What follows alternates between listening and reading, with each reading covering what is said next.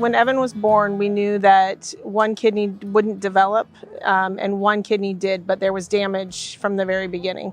So when he was born, it was always a question, not if he needed a kidney, but how long it was until he needed a kidney. It was come as a shock because we were told at a very early stage it would take many times, or like it would take a long time to get a kidney transplant. When we were referred to UNC, Dr. Gibson was our first doctor. She was just new to the hospital there, and she's really brought us through the whole process. I've been taking care of Evan pretty much his whole life, and you know what I think really inspires me about him and his family is that at no point in their journey did kidney disease take over who he was. We went on the waiting list, not active, for about 2 years, and by the time we heard we were ready for one, we went active, and we've been told it could take months, weeks, but we got the call in a few days. In the first few months, it was slow.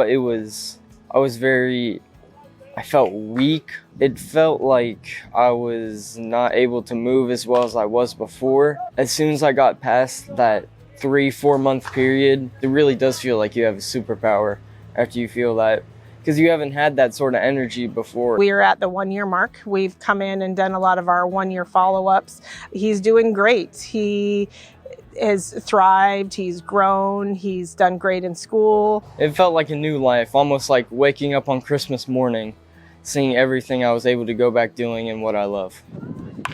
I like to spend my free time hanging out with my friends. I like school. And over the summer, I do baseball. I also like to play lots of video games with my friends. Last summer was tough. After transplant, you have to let your immune system recover. So 3 months of that, it was pretty solitary. He did a lot of stuff on his own.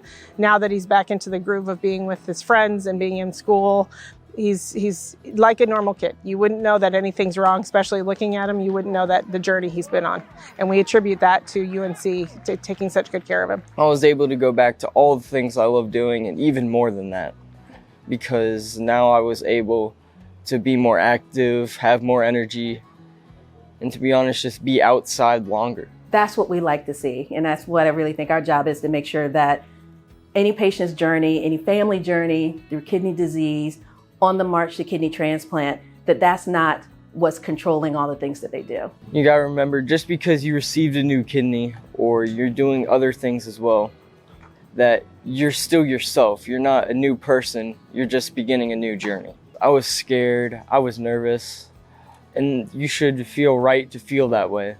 But in the end, you should know that it's not all that it shakes out to be, and it's truly just an extraordinary process. Kidney disease in general is a public health emergency. You know, it's one of those things that we don't talk a lot about. You know, I think people are fully aware of individuals that are battling cancer. We talk about that a lot. We talk about heart disease. We don't talk about kidney disease and how it really is impacting people. And what's really amazing is that 1 in 9 individuals right now in the United States has kidney disease. What's really alarming is that the majority of them do not know it. And kidney disease is very silent. We still go into the hospital and get blood work done, follow-up visits with Dr. Gibson. She's amazing. She and her team. What makes our team so special is the fact that I think that we absolutely live by our mission. You know, we are at a proud public institution. We are for the people and by the people, of the people, and we take care of the people. Just the constant care. If I ever had a question, I was able to call Dr. Gibson and she would personally call me back. That was a connection that we made from the very beginning.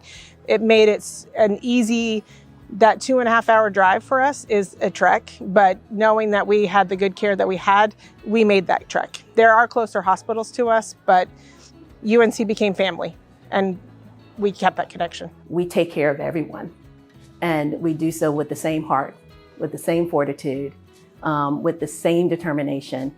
And I think that we all do it because it brings us joy. And so I really think that that's what makes UNC Transplant Program special.